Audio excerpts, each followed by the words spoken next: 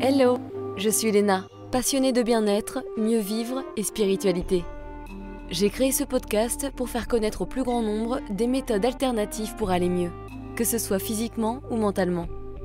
Quels que soient vos problèmes, quelles que soient vos croyances, restons ouverts, restons curieux et testons. Et voici la suite de l'épisode sur le 4e trimestre avec Julia Simon. Et alors justement, on va parler des outils en plus de l'EFT pour se sentir mieux et retrouver un équilibre. Quelles sont les erreurs à éviter ou ce qu'il faudrait savoir pour mieux vivre son 4e trimestre ? Moi, je pense que déjà, la première erreur, déjà, ce qu'on peut se dire, c'est qu'un 4e trimestre, ça se prépare. Ça, pour moi, déjà, savoir que ça se prépare en amont, ça te permet déjà de ne pas faire des erreurs, entre guillemets. De te renseigner, tout ça, ouais. Ouais, mais en vrai, tu vois, il n'y a pas d'erreur, il y a juste des expériences, je pense. Mais du coup, ça veut aussi dire que pendant le 4e trimestre, si tu t'es fait à manger déjà avant et que tu as plein de plats dans ton congélateur ou que tu as ta petite tribu qui s'est organisée autour de toi pour t'amener tous les 2 jours des lasagnes, des plats des plats préparés qu'eux ont préparés eux-mêmes, déjà, ça te permet de bien manger et du coup, d'avoir une bonne vitalité. Donc, une erreur qu'on pourrait éviter de faire, c'est d'être à l'arrache au retour de la maternité et d'avoir un frigo vide, par exemple. Mais ça, je suis d'accord, parce que j'écoutais des podcasts par rapport à la maternité, justement, et ça se fait beaucoup en Australie ou aux États-Unis. C'est tes voisins ou ta famille qui te payent un abonnement. Soit ils t'apportent effectivement un plat préparé avec amour, donc déjà, ça fait du bien. Soit c'est un abonnement, c'est aussi plein de choses pour que la maman n'ait pas ce stress en plus, et le père non plus, d'ailleurs. Ou une femme de ménage, tu vois, ce genre de choses. Oui, exactement. Donc ça, ce dont tu parles là pour les repas, ça s'appelle un meal train dans les pays anglo-saxons, notamment en Australie. Moi, j'appelle ça la meal tribe, la tribu pour tes repas. Et donc, en effet, tu peux t'organiser et tout avec j'en parle dans mon livre, tu fais une petite liste avec les gens qui vont participer, ce que tu manges, ce que tu manges pas. Et du coup, les gens s'organisent et remplissent un petit calendrier en ligne. Ce qu'ils peuvent t'apporter. Et donc, tu peux te faire un petit calendrier où tous les 2 jours, tu as quelqu'un qui t'apporte quelque chose de réconfortant, quoi. Et donc, c'est un beau cadeau. Ouais. Et du coup, ça change aussi, tu vois, au niveau du paradigme. C'est plus tes potes qui viennent prendre le thé pour voir ton bébé.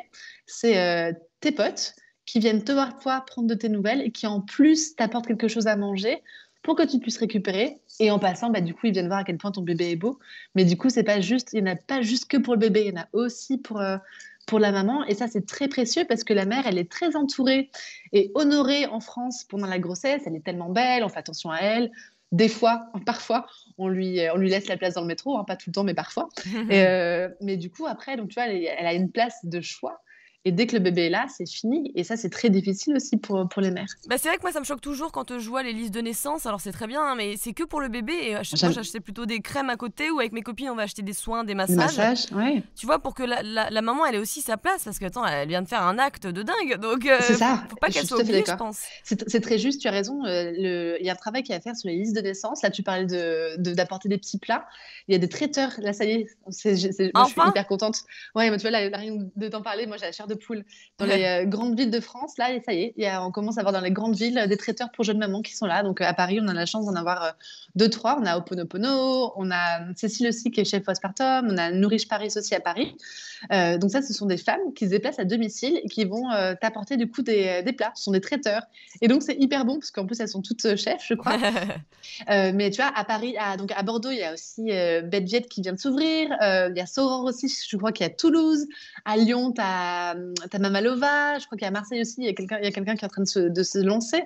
Mais c'est merveilleux. Ça veut dire qu'il y a des offres qui existent maintenant. Donc, moi, du coup, c'est rigolo parce que moi, je coach des entrepreneurs qui ont des services et des produits pour les jeunes mamans. Mais quand je vois ça, mais je suis heureuse. Ça me remplit de joie de voir que tu as des femmes qui trouvent des idées, qui sont créatives et qui se donnent les moyens pour créer des sociétés pour aider les mères. Donc, ça peut être ça peut être des traiteurs.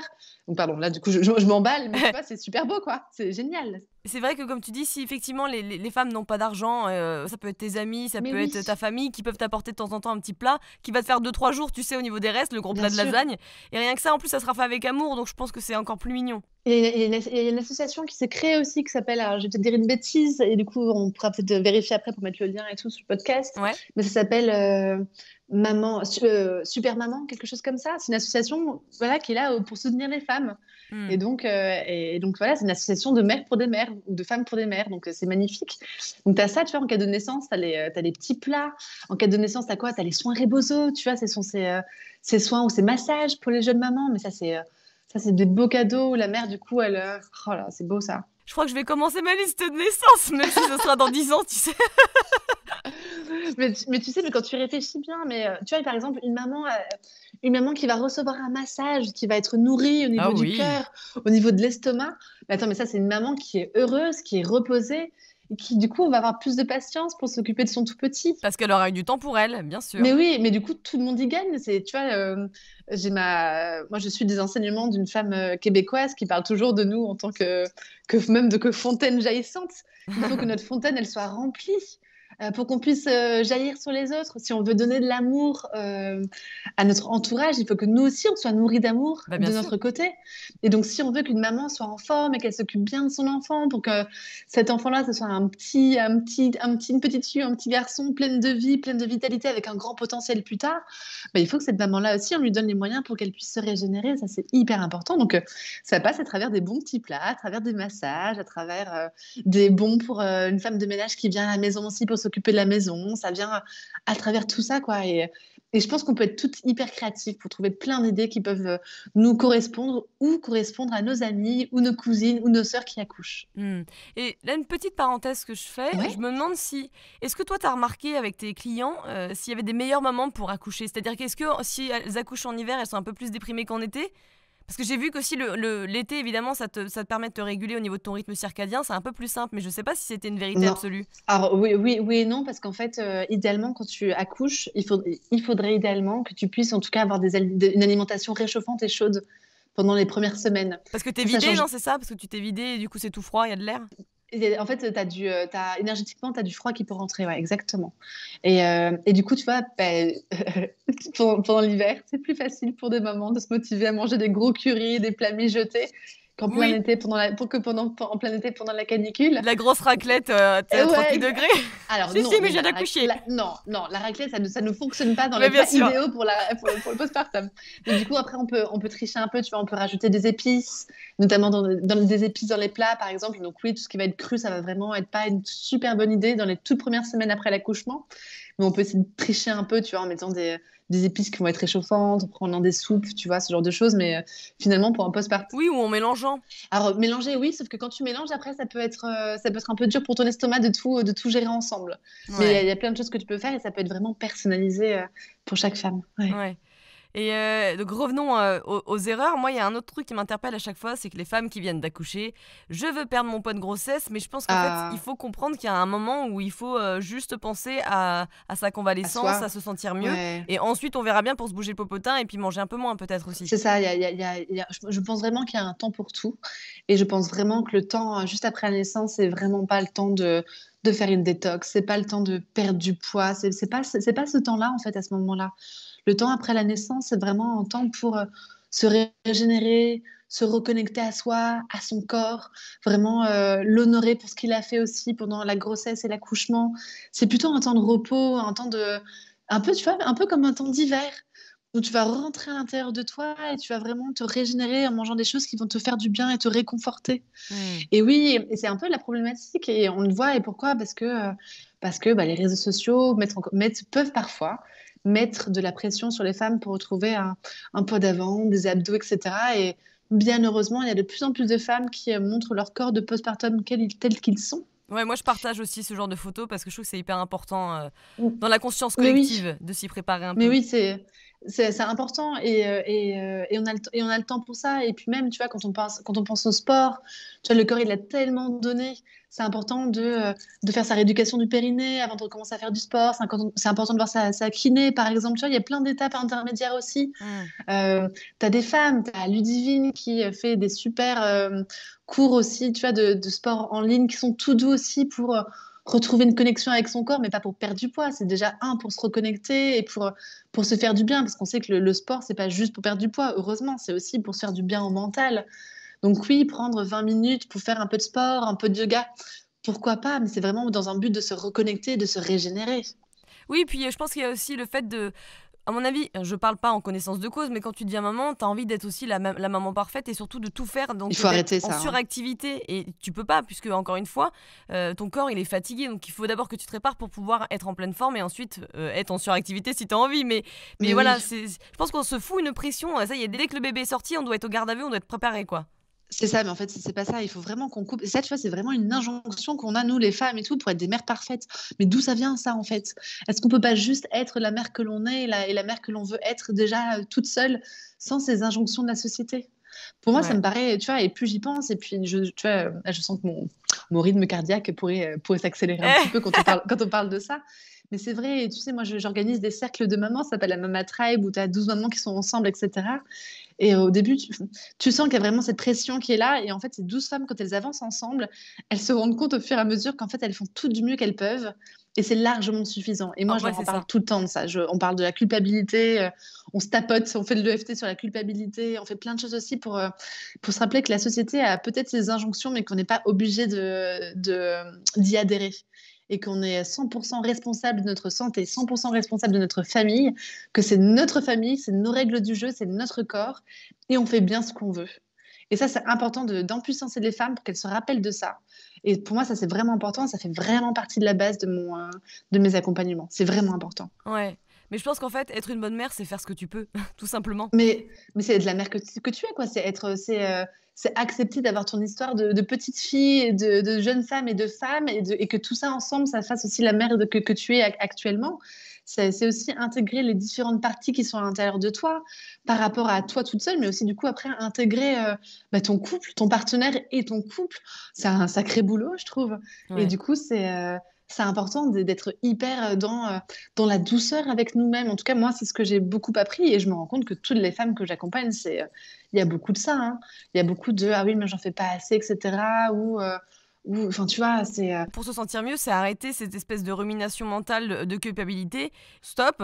Je me sens fatiguée. Là, je vais demander à mon chéri qu'il me reprenne un peu. Je vais aller me reposer 5 minutes, ça ira mieux. Et puis... Mais c'est ça. Et puis, c'est aussi vraiment mettre ses limites aussi avec les autres. Tu vois, là, on partageait ça. C'est ça avec... et j'en parle souvent parce que du coup, c'est une maman que j'adore en plus. Et elle était vraiment fatiguée. Et elle me dit, mais en fait, t'imagines, là, et en fait, non, là, je peux pas faire la sieste parce que là, ma mère veut que j'envoie les faire part à ses copines. Oh là là. Attends, quoi? Non, en fait, les faire part à Brigitte, Françoise et tout ça, en fait, t'envoies un gros batch de 20 enveloppes et 20 cartes à ta mère et tout, et elle les écrit, quoi. Ouais, non, mais c'est... Oui, ou elle leur donne, c'est pas à toi d'écrire les faire part et tout à Miche-Muche si t'as pas envie de les écrire. Si tu veux les écrire, que ça te fait plaisir, mais oui. Mais si ça te met de la charge mentale en plus, quel est l'intérêt? Donc c'est une occasion pour apprendre à s'écouter et à se respecter. Mais oui, c'est se respecter, mettre ses propres limites et du coup dire stop quand c'est pas OK pour nous, quoi. Et on revient encore sur la fontaine jaillissante. Tu vas pas pouvoir donner du temps à Miche-Muche si toi t'as pas du temps pour toi dans ta journée. Comment veux-tu écrire des faire-part de naissance si toi, du coup, tu peux même pas te poser une demi-heure, 1 heure en début d'après-midi pour faire une petite sieste ou au moins être allongé. Et je pense que c'est ça qu'il faut retenir. C'est pas parce que tu as accouché d'un bébé ou deux qu'il faut t'oublier. Ah non, mais attends, mais ça, c'est la base. Ça, c'est la base. Mais oui, mais je pense qu'en fait, il y a quand même on est quand même dans une société où les femmes, elles culpabilisent beaucoup. Et je pense que le bébé, c'est une raison de plus de culpabiliser, tu vois. Non, là, là, c'est important. J'aime bien parce que je te dis, arrêtons les injonctions. Et donc, moi, je te dis quoi? Il faut. Donc, bon, donc, non, stop aux injonctions. Il faut arrêter. Non, mais c'est important. C'est important de les femmes, et moi, je le sens parce que tu vois, là, le 4e trimestre, c'est pas quelque chose que j'ai sorti de mon chapeau et tout il y a 6 mois ou 1 an, quoi. Le 4e trimestre, moi, je travaillais dessus depuis 5-6 ans, tous les jours dans mon cabinet, en fait. Easy. Et les femmes... Et non, mais c'est pas ça, c'est pour te dire que tu vois, je vois ce qui se passe.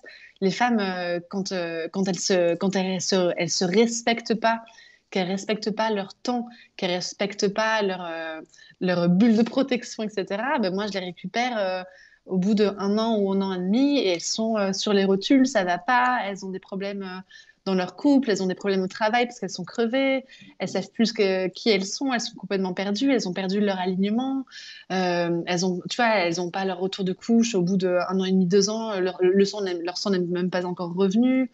Enfin, tu vois, c'est pas possible. Et ça, c'est ce qu'on appelle la dépression postpartum. Alors non, tu vois, c'est des choses qui sont vraiment différentes. La dépression postpartum, souvent, elle peut durer jusqu'à 1 an après l'arrivée d'un enfant, mais c'est des choses qui vont arriver. Oui, en effet, tu as plein de symptômes qui vont être très présents et très forts, mais ça va être, tu vois, avec une femme qui va plus qui va être très fatiguée, qui va pleurer tout le temps, qui va plus se respecter, qui va plus voir quelle femme extraordinaire elle est. Mais tu vois, c'est une multitude de symptômes qui sont là, et en général, tu vois, c'est la sage-femme qui va voir ça, son médecin, etc. Donc ça, c'est important. Ouais. Et à ton avis, comment on peut faire pour éviter cette dépression postpartum? Pour moi, c'est vraiment, il y a plein de choses, et c'est multifactoriel, hein, une Ouais. dépression postpartum. Donc, il va y avoir vraiment avoir le fait de travailler sur la fatigue physique, la fatigue émotionnelle, le fait d'être entouré et de ne pas être isolé, le fait d'avoir une histoire aussi de vie qui va être peut-être plus ou moins compliquée. Je me rends compte souvent, et c'est pas le cas, et bien heureusement, hein. Donc, c'est pas des généralités que j'ai envie de faire, mais souvent les femmes qui ont eu des parcours en PMA qui sont longs, souvent c'est pas facile aussi pour elles après l'accouchement. Donc le but, c'est vraiment d'être bien entouré, de bien récupérer, de se reposer au maximum, et d'avoir une répartition des tâches qui soit équitable aussi et juste à la maison avec son partenaire. C'est de limiter sa charge mentale aussi. Mais tu vois, la dépression postpartum, il y a souvent plein de choses sous-jacentes aussi, et ça va dépendre du contexte dans lequel la femme vit aussi. Tu vois, ça joue énormément. Ouais. Pour éviter et pour réduire sa dépression postpartum ou son risque de dépression postpartum, mais aussi pour se sentir mieux au niveau du 4e trimestre, c'est vraiment la clé, c'est anticiper, S'anticiper, ouais. s'organiser. Exactement. Et tu vois, là, quand on parle de dépression, là, on est vraiment sur une maladie, en fait, sur une pathologie, en tout cas. Donc ça, du coup, tu vois, là, c'est plus de mon ressort du tout. En tant que naturopathe, ça passe vraiment tout de suite au niveau de la sage-femme, du médecin, de la gynéco. Là, on sort l'artillerie lourde, en fait, hein. Le conjoint, je pense qu'il a un rôle très important à jouer. Et comment on peut faire d'ailleurs pour que le conjoint s'y prépare? Comment on peut s'organiser avec le conjoint? Bah, ça commence aussi avant, ça commence pendant la grossesse, c'est ce que tu proposais toi tout à l'heure, ça commence pendant ces moments-là. Et puis aussi, bah voilà, c'est ça, c'est discuter ensemble, trouver ce qui est juste, trouver une organisation qui va fonctionner après l'arrivée de bébé. Combien de temps est-ce que tu prends? Est-ce que tu prends tes 2 semaines de congé paternité, ou vraisemblablement à partir de août 2021, peut-être que ça va passer sur les 1 mois. Mais est-ce que tu peux prendre du temps supplémentaire? Est-ce que tu peux travailler à 80% toi aussi au début pour être là au moins un jour par semaine? Est-ce que tu peux rentrer plus tôt le soir pour aller chercher notre premier enfant à l'école ou à la crèche, par exemple, pour que moi je puisse me reposer? Il y a vraiment une organisation à retrouver, et c'est vraiment ne pas donner des injonctions à l'autre, c'est vraiment de rappeler que c'est un travail d'équipe. Ouais. Et ça, c'est important, et du coup, de re-responsabiliser son partenaire. Et de manière générale, les mecs, enfin, nos mecs, etc., quand ils font ce qu'on disait, hein, c'est une tribu qu'on est en train de créer, donc ils sont contents de participer aussi. Ça fait partie aussi. C'est un peu, tu vois, l'homme préhistorique qui partait à la chasse pour nourrir sa famille. Bah, là aussi, son but à lui, c'est aussi de continuer à protéger sa partenaire. Et là, il va nous passer l'aspirateur pendant que nous, on allaite. Et ça peut être ça, et pourquoi pas, ça peut être une bonne idée et tout. Pas quand le bébé dort, mais quand il allait, c'est OK. mais oui, c'est vraiment retrouver un équilibre, et du coup, c'est rappeler aussi à nos partenaires à quel point eux aussi font du beau boulot. Ouais. Là, on parle beaucoup de nous, etc., mais qui sont super eux aussi. Que c'est difficile aussi, hein, pour eux d'accueillir un nouveau petit membre dans la famille, qu'eux aussi doivent retrouver un équilibre. Eux aussi deviennent pères, eux aussi, peut-être que ça remue pas mal de choses à l'intérieur d'eux de manière émotionnelle. Et donc, c'est important aussi de les féliciter quand ils font des choses, de les encourager aussi à continuer dans ce qu'ils proposent, parce que moi, je le vois aussi, il y a plein de partenaires qui sont formidables. Donc, c'est important aussi de les féliciter, nos petits mecs. Ils le méritent aussi. Oh, on les aime bien quand même, hein. Non, on les adore. Ils ont planté la petite graine, hein. Mais oui, exactement, c'est vrai, t'as raison. Mais c'est vrai, le mot tribu est très important, parce qu'au-delà de la famille et des amis, je pense qu'aussi aller dans des cercles de femmes comme t'en as créé, etc., je pense que ça peut être hyper important pour que ça soit dans un cercle bienveillant, de conseils, de sagesse, et pas justement d'expériences négatives, tu vois. Et c'est ça, et en fait, dans mes cercles, on a un cadre à respecter. Et donc, quand une femme parle, tu vois, on l'écoute, personne n'intervient, et puis on accueille sa parole. Et ça, c'est important, parce qu'on se rend compte aussi quand on fait ça, et je sens chez certaines femmes que c'est un vrai exercice pour elles, de ne pas donner de conseils et de ne pas parler. Et en fait, on se rend compte que rien que le fait de partager ce qui nous arrive, rien que le fait de déposer notre parole, c'est vraiment très riche déjà. Ouais. Et on n'est pas obligé toujours de recevoir des conseils de plein d'autres femmes. On peut juste, on n'a pas envie de ça souvent, en fait. Quand tu te rends compte que, je sais pas, pas envie de te comparer. pas d'enfant, mais Mais oui, et puis t'as juste envie des fois juste de dire putain mon mec il me fait chier et tout, il est relou en ce moment, et juste de cracher ta valda entre guillemets. Et t'as juste besoin d'avoir une personne en face qui est vraiment là dans l'accueil de ce que tu vis et d'être présente. Et en fait, on a besoin de présence, on a besoin de se sentir entouré. Et dans ces cercles, en fait, c'est hyper riche et c'est très, très beau. Et on se rend compte que toutes nos histoires, elles sont toutes entremêlées, que nous, on vit des choses, mais qu'en fait, on vit toutes la même chose. En fait, c'est ça la beauté des cercles. Et c'est pour ça que c'est important de... Enfin, c'est super chouette de pouvoir se permettre de vivre ça. Et dans mes cercles, tu vois, ça dure 2 heures en général, quand j'arrive à ne pas trop dépasser. Mais t'as une heure, c'est vraiment un cercle 100% cercle, 100% pur cercle, où on dépose la parole, on accueille, on est vraiment en présence pour l'autre, on est vraiment, vraiment là. Et dans un deuxième temps, là, on parle de... Je parle toujours d'un thème pour chaque séance, tu vois, ça peut être le partenaire, ça peut être comment se prioriser, tu vois, on en parlait là. Comment est-ce que je fais pour me prioriser? Comment je fais pour garder du temps pour moi? Et là j'en parle pendant 1 heure et là, du coup, on échange, etc. Et c'est aussi très riche parce que chacune propose des choses que elle met en place pour elle, mais jamais on va on va proposer, on va dire à l'autre que faire. Parce que quand tu fais ça, en fait, tu enlèves l'autonomie de l'autre, tu enlèves sa puissance et on n'est plus dans l'échange, etc. Là, on est encore dans des injonctions et ça, c'est important qu'on les limite au maximum. Ouais. Et d'ailleurs, tu parles des 5 C du postpartum. Est-ce que tu peux nous dire à quoi ça correspond? Donc, les 5 C, pour moi, c'est les 5 points essentiels pour vivre un postpartum serein. Donc, les 5 C, ça veut dire quoi? En fait, c'est que pour chaque mot, c'est 5 fameux mots. Ils commencent par la lettre C. Donc, tu as la chaleur, le calme, la communauté, la communication et les câlins. Donc, la chaleur, pour moi, tu vois, c'est la règle numéro 1. C'est pour moi la plus importante après avoir accouché. Parce qu'il faut vraiment ramener de la chaleur au corps. D'un point de vue énergétique, ça, c'est vraiment important. Donc, ça va être en général avec l'alimentation, mais ça peut être aussi le fait d'être bien au chaud sous une couette, par exemple. Tu as plein de traditions où, notamment en Vietnam, où ils mettaient des pierres chaudes sous le lit de la mère, par exemple. Donc, tu vois, la chaleur est très importante. Ouais. Et des Après, tu as bouillottes le aussi? calme. Les bouillottes, c'est hyper important. Tu sais, tout à l'heure, on parlait des tranchées, ces fameuses contractions qui continuaient. Le fait de mettre une bouillotte au niveau du bas du ventre, ça peut vraiment aider à atténuer les douleurs que l'on peut avoir. Donc ça peut vraiment être chouette. Et puis la chaleur, ça peut aussi être la chaleur que l'on peut avoir avec l'autre aussi. Ces moments chaleureux, ça c'est important. Donc après, il y a le calme aussi. Donc le C du calme. Le calme, pourquoi? Parce que l'accouchement, ça reste quand même un moment de stress pour le corps, même si l'accouchement peut super bien se passer. Et donc c'est important aussi d'être au calme de manière générale. Ça apaise le système nerveux. Et donc ça fait du bien, ça nous permet de mieux récupérer, d'être moins stressé. Ouais, on reboot le système. C'est exactement ça. Et après, tu vois, on a le C de la communauté dont on a beaucoup parlé là, de notre tribu qui est très importante. On a le C de la communication. Donc ça, la communication, elle est clé. C'est ce qu'on se disait, comment faire pour communiquer du coup, soit avec notre sage-femme, soit avec notre gynéco, soit avec notre partenaire, notre belle famille. C'est important de bien savoir communiquer à ce moment-là. Et puis le dernier C, c'est le C des câlins. Donc c'est non seulement les câlins pour le bébé, bien évidemment, en peau à peau, mais c'est aussi des câlins que l'on peut faire aussi pour la maman, parce qu'elle aussi, elle a beaucoup besoin d'amour. Donc ça, c'est vraiment important. C'est clair.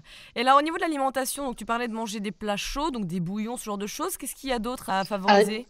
Donc, c'est les plats qui vont être mijotés aussi. Donc, ça va être des plats qui vont cuire pendant très longtemps, par exemple, qui vont nécessiter aussi très peu de digestion par rapport pour l'organisme. Donc, ça, c'est vraiment intéressant. Ça peut être des choses qui vont être cuites au four longtemps aussi. Ça peut être aussi la vapeur douce. Moi, j'adore la vapeur douce.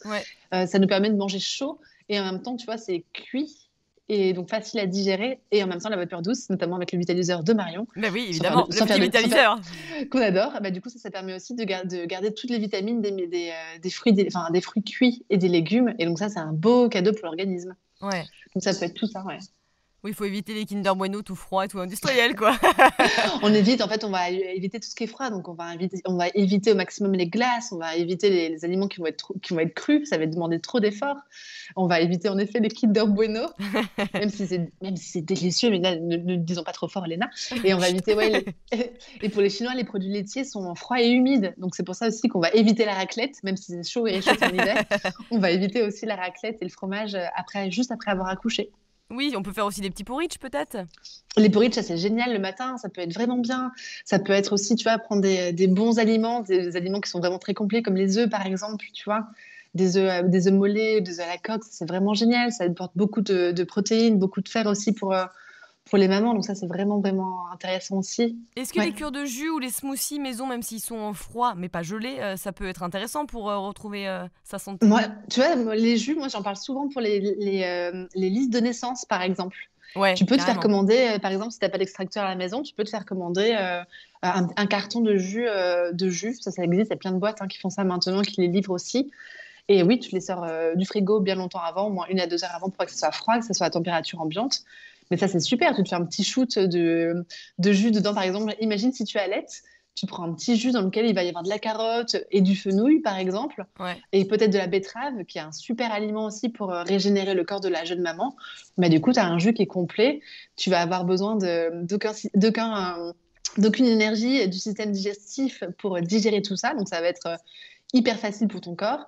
Et là, tu vas avoir un boost de vitamines et de minéraux. Ça, c'est un super beau cadeau.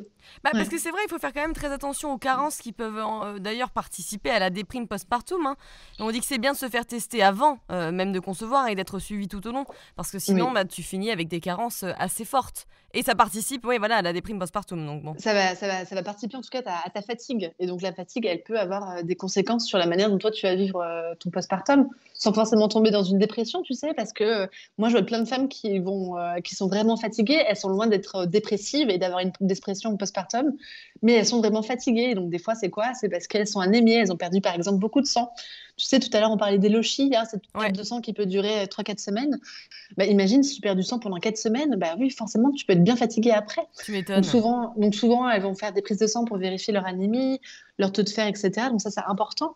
Mais il y a d'autres choses que tu peux regarder. Tu vois, as ton zinc aussi qui est important, tu as l'iode. L'iode, c'est une base aussi pour la quand tu thyroïde. viens d'accoucher. Mais oui, Ouais.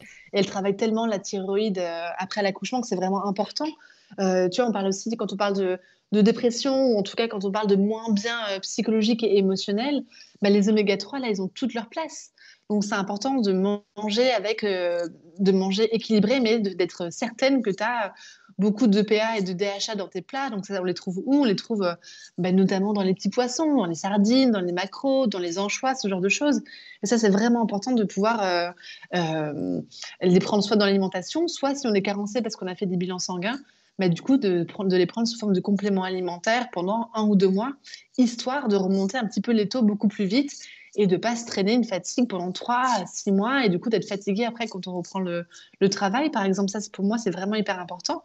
Et tu sais, tout à l'heure, on parlait des choses qui nous embêtent après avoir accouché. Tu parlais de perte de cheveux. On parle beaucoup aussi de la perte de dents. On dit souvent, les Chinois, ils disent ça aussi, tu sais, un enfant, une dent. Parce que pourquoi? Pour plein de raisons. Ça vient puiser sur le système énergétique et notamment sur le rein, mais aussi par rapport au calcium. Des fois, les femmes, elles vont être aussi carencées en calcium, etc. parce que le bébé a puisé dessus, notamment pendant la grossesse. Oui, ma mère, elle a eu ce problème-là, parce qu'en plus, elle avait des jumelles. Tu vois, ouais. Et du coup, ça te crée des carences après en calcium. Donc, c'est important, du coup, d'être sûr d'avoir plein de calcium de manger tes légumes verts, tes amandes. Ouais, exactement. Ton sésame, par exemple, ça peut être hyper bien. Tes sardines, notamment avec les arêtes que l'on va garder quand on écrase de sardines. Les filles, rappelez-vous, les sardines, on les écrase et on garde les arêtes. T'as raison, les légumes verts, c'est quoi? C'est brocolis, épinards, cressons, tout ça, quoi. Ça, c'est super riche en calcium. Donc, Je pense vraiment que c'est important de faire des prises de sang régulièrement, même avant, parce qu'au moins tu fais un point et t'évites les mauvaises surprises, quoi. Moi, souvent, quand j'accompagne les femmes en projet bébé, je leur propose de faire un rendez-vous avec leur gynécologue et du coup d'avoir une prise de sang pour justement voir où elles en sont, parce que du coup, ça peut aider pour le projet bébé. Mais moi, mon but aussi, c'est de m'assurer qu'elles ont une grossesse qui se passe bien. Donc, c'est hyper important de faire des petits check-up de ça. C'est vrai qu'en France, on n'a pas trop l'habitude. Alors qu'en fait, dans plein d'autres pays, notamment aux États-Unis, les femmes enceintes, elles se font souvent faire des prises de sang vraiment complètes pour savoir où elles en sont. Et moi, c'est ce que j'encourage les femmes à faire. Et on a des super laboratoires en plus en France qui font des bilans de préconception, par exemple, des bilans de grossesse, où là, on va vraiment vérifier le zinc, l'iode, les oméga-3, les vitamines groupe B, par exemple, qui sont aussi super importantes, notamment pour le système nerveux, mais aussi pour les nausées. Enfin, on n'a pas cette habitude en France et c'est vraiment dommage. Et de plus en plus de médecins, et notamment les gynécologues ou les médecins qui s'intéressent à la micronutrition, eux, du coup, vont aller un peu plus loin, vont faire des bilans sanguins qui vont être plus complets et ils vont pas uniquement faire le fer, par exemple. Non, il y a d'autres choses à regarder, quoi. Ça, s'il y a bien une chose à faire, c'est ça. Vraiment, pour votre santé, c'est essentiel, je pense. Bah, en fait, quand on fait des bilans sanguins, en tout cas, ça permet d'avoir à l'instant T une sorte de photographie de savoir ce qui se passe dans votre corps. Et du coup, moi, je trouve ça important parce que il y a plein là, tu vois, on parlait de compléments alimentaires. Mais est-ce que c'est vraiment malin de prendre des compléments alimentaires à gogo alors qu'on n'est même pas sûr que vous soyez en carence de telle ou telle chose? C'est dommage. En plus, c'est contre-productif. Vous dépensez de l'argent pour rien en plus. Et votre corps, lui, il a trouvé un équilibre avec un certain mode de fonctionnement qui fonctionne bien. Est-ce que c'est OK d'aller le dérégler en lui apportant plus de magnésium ou plus de fer? Ben non, je suis pas sûre. Ouais, je suis d'accord avec toi. Less is more, comme on dit. Less is more. Et donc là, du coup, c'est vraiment à voir du coup avec la sage-femme et avec le gynécologue. Ouais. Et toi, ça t'arrive de conseiller des plantes ou des compléments alimentaires en fonction du besoin de la maman? Oh, ça peut. Donc moi, je suis pas du tout dans la symptomatique, hein, parce que du coup, ça, c'est pas du tout mon métier. Bien sûr. Mais si la personne, par exemple, a fait un bilan sanguin et qu'elle se rend compte qu'elle est en carence de telle ou telle chose, par exemple, oui, moi, je peux leur proposer en tout cas de faire de faire déjà une régulation avec l'alimentation, puisque c'est vraiment ça qui est notre médecine numéro 1. En tout cas, c'est ce que Hippocrate disait. Et après, si on se rend compte que c'est un peu trop bas, oui, ça vaut le coup. Des oméga-3 en gélules, des gélules de poisson, ça peut être intéressant. Si tout est OK au niveau, si on a des bilans sanguins et que la gynécologue est d'accord, la personne peut se supplémenter en iode, par exemple. Ça va lui faire du bien aussi. Donc, moi, je travaille jamais toute seule. Je travaille toujours avec les professionnels de santé qui s'occupent des femmes que j'accompagne. Je fais jamais ça dans mon coin et pour moi, c'est hyper important de travailler en complémentarité. Ouais. C'est super parce que du coup, la maman, elle se sent accompagnée dans tous les plans. Elle se sent accompagnées et du coup, c'est super, c'est quand même génial parce que ça veut dire aussi que tu vois, les sages-femmes, elles se rendent compte aussi qu'elles peuvent travailler avec d'autres personnes et qu'elles peuvent aussi travailler de manière complémentaire avec d'autres professionnels, les gynécologues aussi. Et moi, moi maintenant, tu vois, j'ai des gynécologues qui m'envoient leurs patientes parce qu'ils savent que je fais pas n'importe quoi, que je check toujours avant, que je travaille en complémentarité, que je crois pas que j'ai la science infuse non plus. Enfin, tu vois, il faut toujours rester humble aussi par rapport à tout ça. Et du coup, moi, je trouve que travailler ensemble, c'est vraiment important. C'est clair, je suis complètement d'accord. Et une petite question là, quand c'est ton premier bébé, parce que Ouais. tout est nouveau, tout est mystérieux, tout peut être assez inquiétant, c'est vrai. Ça peut. Comment on peut faire pour pas tomber dans les ruminations anxieuses et les angoisses, tu sais, trop nombreuses vis-à-vis de l'état de notre bébé? Parce que je pense que c'est pas facile de trouver le juste équilibre entre les inquiétudes normales et les inquiétudes un peu too much, si tu vois ce que je veux dire. Oui, je vois. Et donc ça, tu vois, je trouve qu'à ce moment-là, le fait de faire partir d'un groupe de femmes, par exemple, ça aide énormément. Et je m'en rends compte, tu vois, alors avant que la pandémie arrive, moi, je faisais des ateliers collectifs au cabinet une fois par mois. Et donc, les femmes se rencontraient pour parler du postpartum. Donc, on se préparait, par exemple, pour le postpartum. Ça durait 2-3 heures. Après, je ouvrais un groupe sur le téléphone, là, sur WhatsApp. Et du coup, elles pouvaient rester en contact si elles le voulaient. Ce sont des femmes qui se sont vues 3 heures uniquement. Et là, tous les jours ou tous les 2 jours, elles continuent à s'envoyer des messages c'est génial, pour parler de leurs enfants, ce qu'elles vivent, etc. Tu te rends compte? C'est énorme. Le soutien, je pense que c'est génial, ça te remplit tout ce qu'il faut. Exactement. Donc, il y a des groupes, il y a des mois plus ou moins actifs, mais là, j'ai un mois de les mamans qui étaient notamment, et je les embrasse toutes, qui ont fait l'atelier, tu vois, en février 2020. Du coup, je pense qu'il n'y a pas une journée ou tous 2 jours où elles s'envoient des messages. Et donc, elles peuvent se partager aussi ce qu'elles vivent. Tiens, je suis chez le pédiatre, il avait ça, j'étais inquiète, etc. Et donc, tu as une maman qui peut dire ah, mais t'inquiète pas, parce que dadadi, dadadou, moi, ça m'est arrivé aussi, ou tu vois, ou se soutenir, même pour les dents, les poussées dentaires, etc. Donc, ça aide énormément, tu vois, le fait d'être vraiment en communauté, comme on était avant dans des villages où il y avait nos cousines, nos tatis, nos grands-mères, tout ça et tout, on était toutes ensemble, et du coup, les choses étaient moins flippantes. C'est la base, on en a besoin. Mais on en a besoin, c'est notre base. Et puis on est des humains, on est censé être tous ensemble, quand on est censé vraiment vivre en meute. En gros, c'est un peu ça. Ouais. Et donc ça aide énormément, je pense, les mamans à avoir beaucoup moins peur, à être moins angoissées. C'est vraiment le fait de partager avec d'autres. Ouais. Ça peut être ça. Et puis du coup, après, bien évidemment, c'est de trouver un ou une super pédiatre en qui on a vraiment confiance. C'est être hyper bien accompagné par sa sage-femme aussi au tout début. C'est tout ça, quoi. Ça aide énormément, je trouve. Et un autre point par rapport à la culpabilité qu'on peut ressentir, c'est que j'ai vu qu'apparemment, c'est pas très fréquent, mais il y a des femmes qui s'ennuient avec leur bébé, parce qu'un bébé au départ, c'est pas forcément trop actif, c'est un peu la routine. Est-ce que toi, t'as eu des retours par rapport à ça? Bah oui, plein. ça arrive pas une fois sur 1000, quoi. C'est hyper récurrent et c'est bien normal. Bah, tu vois, ça, par exemple, on n'en parle pas souvent. Enfin, je veux dire, on est censé s'émerveiller devant notre petit bout. Ouais, en réalité, bon, on se fait un peu chier des fois, quoi. Alors, en théorie, on est censé s'émerveiller tout le temps devant notre enfant et c'est bien normal parce que c'est un peu fou quand on y pense de pouvoir créer un petit humain. Ça, c'est vrai. Mais non, il y a des moments donnés où, en tant que femme aussi, on a besoin de se connecter avec nos amis, par exemple. Et c'est ça la problématique, c'est ces ambivalences-là, tu vois. Tu es hyper contente de passer du temps avec ton bébé et en même temps, bah, tu aimerais bien passer du temps aussi avec tes copines. Et en même temps, tu aimes aller au parc avec ton bébé, etc., pour te balader, pour passer du temps avec lui. Et en même temps, tu aimerais bien aller boire des cours à bonne heure. Enfin, tu vois, tout ça, c'est OK. Et en fait, on peut vivre tout ça, en fait. Et c'est complètement OK. Et c'est hyper rare que des mamans disent que le fait de passer 100% du temps avec leur bébé leur correspond à 100% tout le temps. Ça arrive, et moi je pense à des mamans et tout que j'adore et tout, et qui vivent ça, et c'est carrément ok, c'est super. Mais il y a plein de mamans qui ont besoin de sortir, voir d'autres personnes, et c'est vrai qu'un bébé au tout début, il n'est pas très actif. Donc il y a des femmes qui s'ennuient un petit peu, et en même temps, qu'est-ce qu'on pourrait faire du coup dans ces moments-là? Dans ces moments-là, est-ce que c'est pas un super moment du coup pour te reposer? Est-ce que pendant que ton bébé dors l'après-midi, par exemple, ce qui fait la sieste, est-ce que c'est pas un moment, toi aussi, tu peux te relaxer, passer un coup de téléphone à une copine, appeler ta mère, bouquiner, parce que ça fait peut-être 2 mois que t'as pas bouquiné, enfin, je sais pas, tu vois, c'est... Ouais.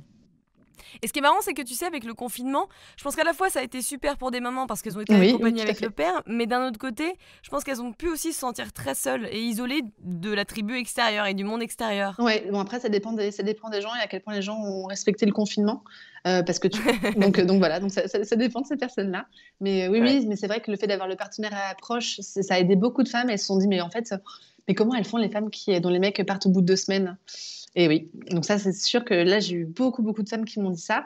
Mais c'est vrai que ça a un peu limité les sorties en poussette au parc avec les copines, ça a un peu limité les cafés poussettes, ça a limité le fait d'aller chez une femme qu'on aurait pu rencontrer pendant le cours de yoga prénatal et devenir amie avec elle et du coup passer des après-midi avec. Moi, je sais, c'est ce que j'ai vécu pendant ma première grossesse. Du coup, moi, je me suis fait une super copine de yoga qui est toujours une amie aujourd'hui. Et du coup, on se voyait. Et puis, en effet, on allait se balader ensemble. On allait prendre le thé et tout. On faisait des goûters. Et du coup, c'était chouette de voir une maman. Et pareil, de papoter, d'échanger.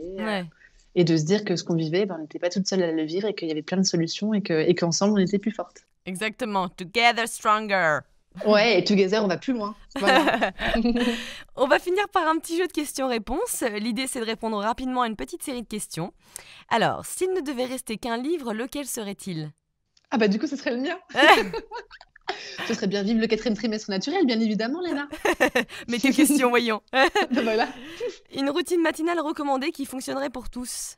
Se lever avec les sourires et faire un câlin à tous les gens avec lesquels on habite. Ah, donc oui. à son partenaire et ses enfants, par exemple, si on a des enfants. Moi, pour l'instant, c'est mon partenaire et mon chien. Mais c'est pas mal aussi, je suis très contente avec ça. Les câlins du matin avec les chiens, c'est parfait aussi. Oh là là, j'adore. Une habitude à prendre. Sourire à la vie. Regarder dehors, regarder le soleil et sourire et avoir de la gratitude pour ce qu'on vit, la vie dans laquelle on est. Et ouais.